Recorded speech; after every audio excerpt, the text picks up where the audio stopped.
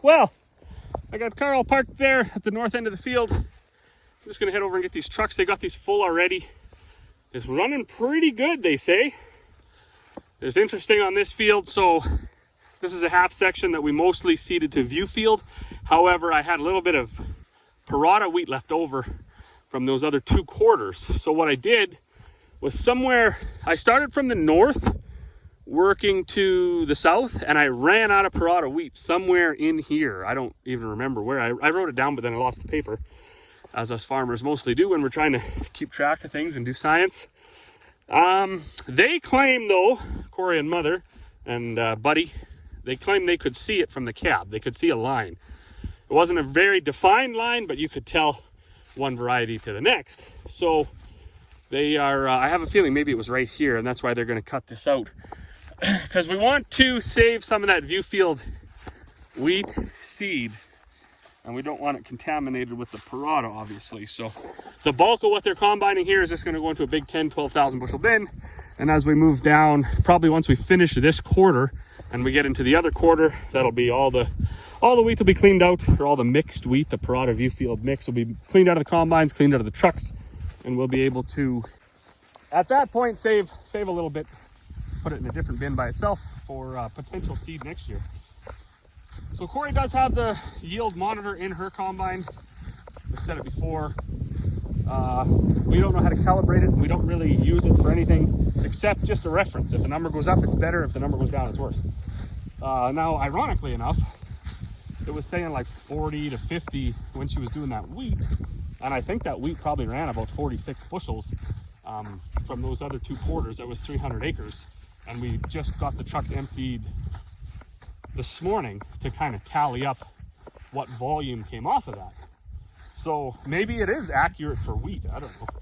But she did say a couple things she noticed right away as she switched from the view field part to the Parada part, or vice versa, was that the view field is shorter and the yield monitor definitely went up. So it is yielding up better. Like, who knows if it's 2 bushels or 5 bushels or 15 bushels better, but it is yielding better. So that's an exciting start to the day. Looks like we're going to have some grain to truck. That is in the yard finishing drying up what they took off yesterday. We took off that 20 acres in between rain showers. And hopefully the rest of this stuff comes dry. Hello, monkey. Coming with me? How's it going up there? You guys getting lots of wheat, eh? What does the number say on there? Well, good evening. So we were in having supper. It's 7:45, and we actually, the outside rounds and a bunch of that wheat they were taking was a little tough. There was some that was actually 17. So what we did, had supper, cleaned out 1 truck, cleaned out 1 combine, and went and tried our barley. So now our barley is testing on here. I should have done it, but you guys get the idea. I called it 17, although it looks like it's closer to 16. 17 and 23, I think, was the temperature. So that gives us down to 17 over to 23, 11.7. So dry is 13.5, so it's dry. And then I did a bushel weight. The first one I got was 297. So 49.5 pounds, but as you can see, she hasn't set her combine quite properly yet. She actually never even made the outside round when I grabbed this sample. So we got some that got beards on them like this long. So you can imagine if you have something like this, how much room it will take up in that cup, right? Now, when you're thrashing malt, they want to see a little bit of a beard left on the kernel. That way they know the kernel's not damaged. But you're looking for something like, you know, something no bigger than that for malt. Just, I don't know, I can't really, well, maybe this guy. Something like that. That's what you want to see. A few of those, right? Then you know you're not thrashing it too hard, breaking the kernels, cracking the seeds, anything like that. As far as color, it's not too bad. You can tell that it did get rained on. It's not like a real deep white, but I'm pretty relieved to see that we're actually getting bushel weight. So the standard bushel weight for barley is 48 pounds. We consider that light barley. And I don't know what it is about our part of the country here, our little neck of the woods, but we never get really big yields, right?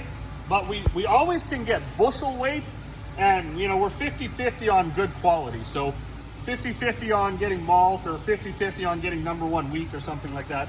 But we can always get the bushel weight. So to see it at 50, it's a relief. I would like to see it at 55. I bet you if I ran this through the dryer and knocked all them beards off and blew out a little bit of the chaff, I bet you you'd get 53 pounds. So really excited about that. She didn't tell me what her yield monitor said, but I expect, oh man, because yeah, it's running good. It's got to be running 70, 80 at least, maybe even more. So another thing I got to point out before I go, I'm going to go run out and grab the truck for Corey. I just picked these pipes up. So Monkman Machining yet again has the answers. What I was looking for was aeration ducting, because for those of you who don't know, this is what we do. These are only 10,000 bushel bins, but we want to center unload them. That's the best way. So you run that pipe down into the middle of the bin, and then you can stick your grain vac pipe in there, so you suck out of the middle. It also gives you the option, if it's perforated, to put that sock on and blow some air to it. So he was able to get those perforations put in there. Now it's slightly bigger than a guy would want, but it's good for cereals, wheat, barley, peas. And before anybody jumps on my back and says, oh, you're not going to be able to dry with your aeration fans, we know that. Thanks for coming out. That's not what we're trying to do.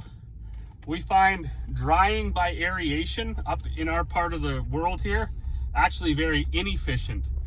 And that's actually proven over and over and over again by all the folks that had aeration bins.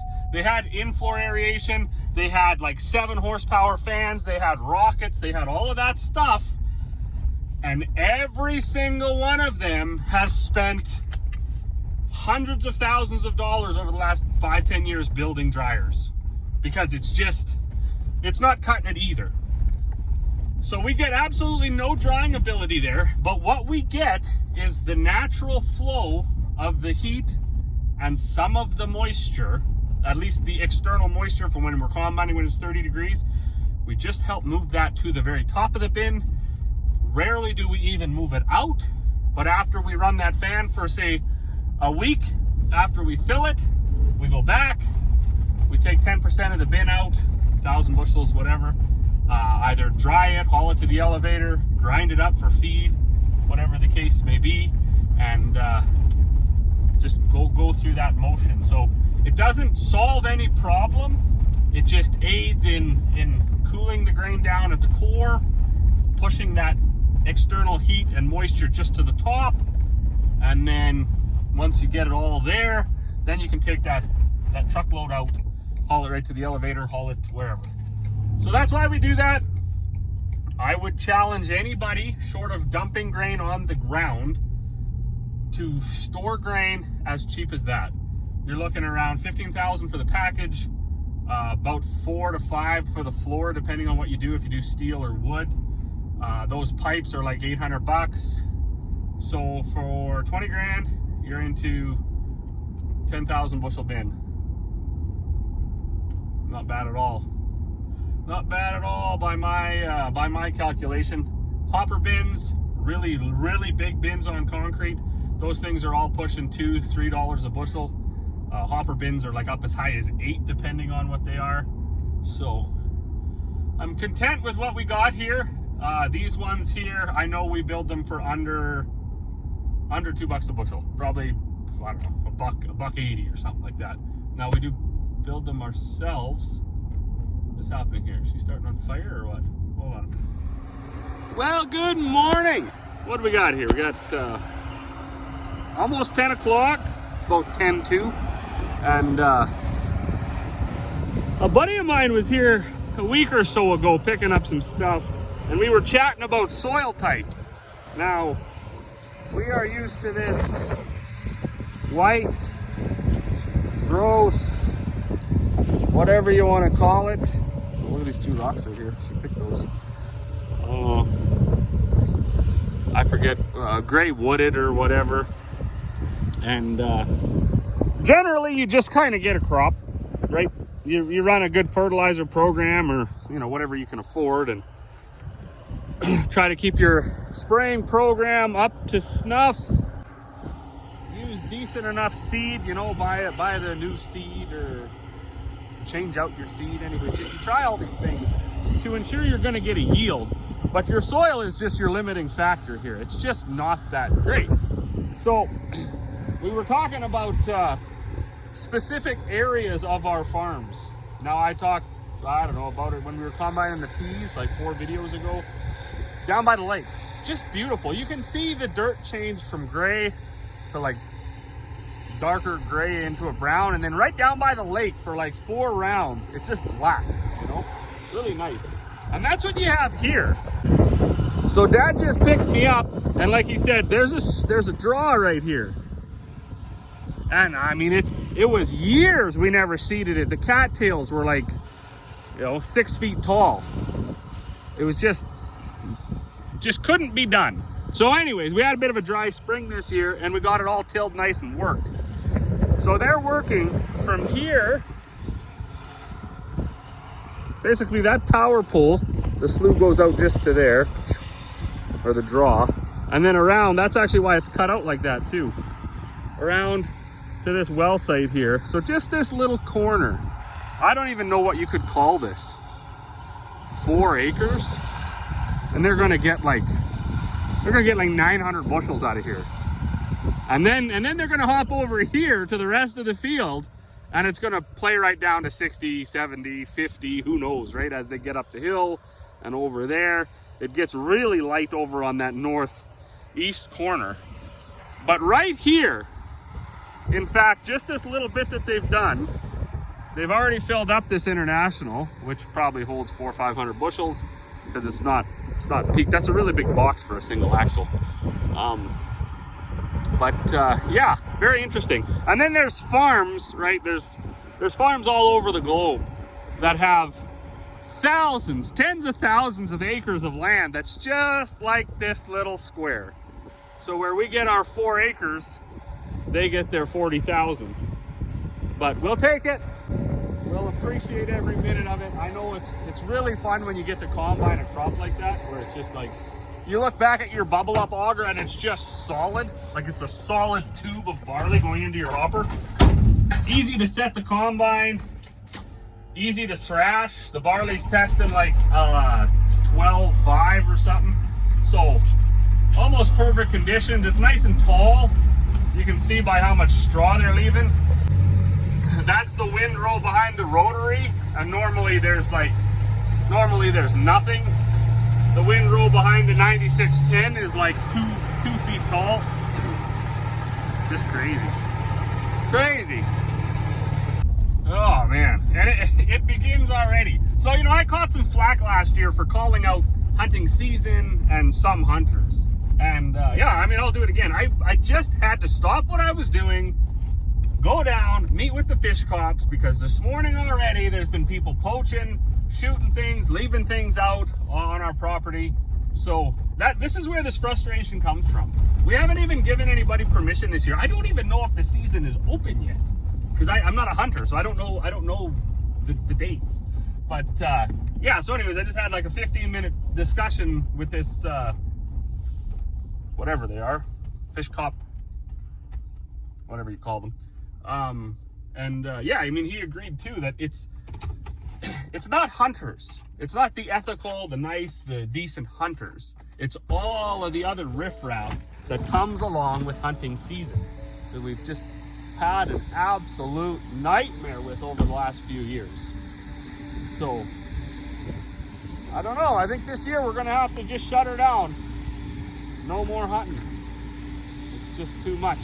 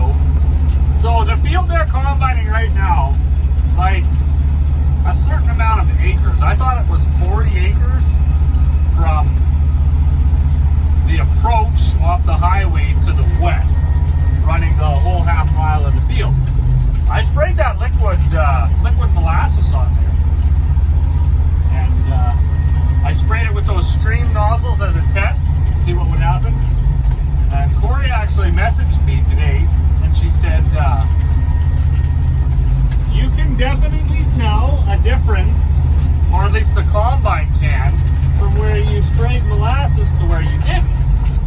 She said you can't see it, there's no line, there's nothing visual, but as she crosses over into where I sprayed the molasses, the yield monitor jumps up 25 bushels. So I think she said it was running, so I think she said all day it was running basically 40 to 65 bushels an acre. Now keep in mind, I've said it a million times before, I'll say it again in case it's the first time you're watching this video, we don't know how to set our yield monitor.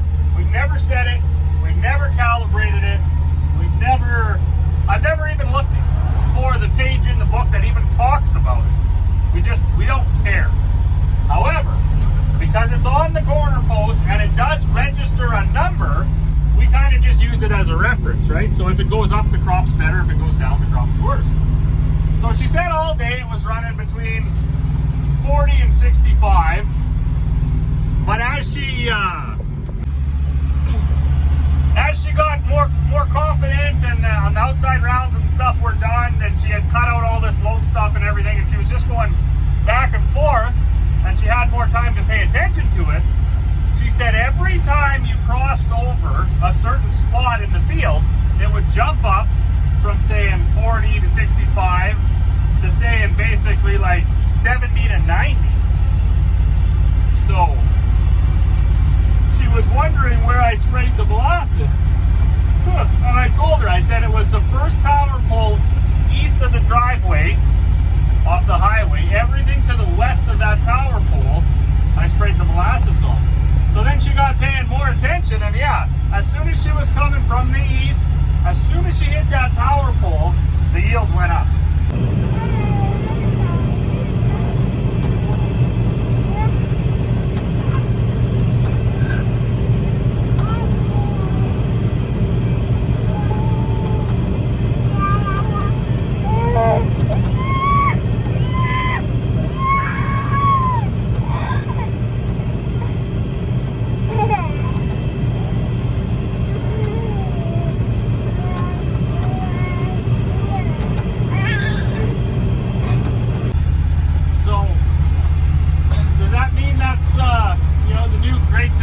Probably not, but it could be, and we are going to definitely try it again next year and pay some attention to it. So I did point out on the last video, I think I did, how green it made my lawn.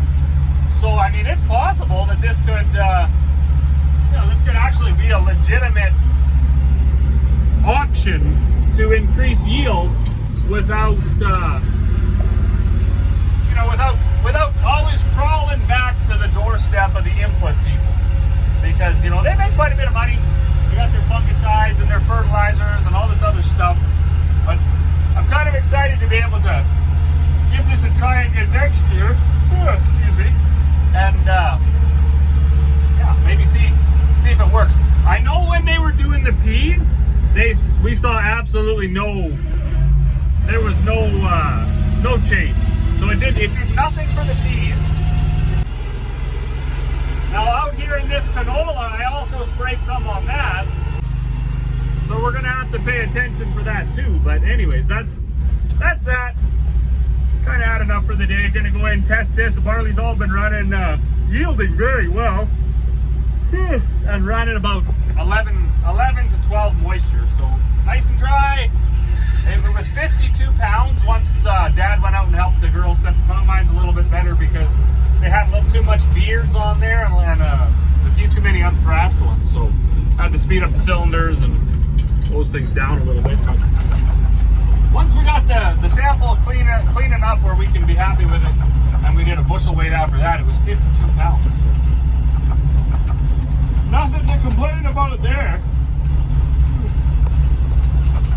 But, as always, thanks for watching, and we'll see you all on the next one.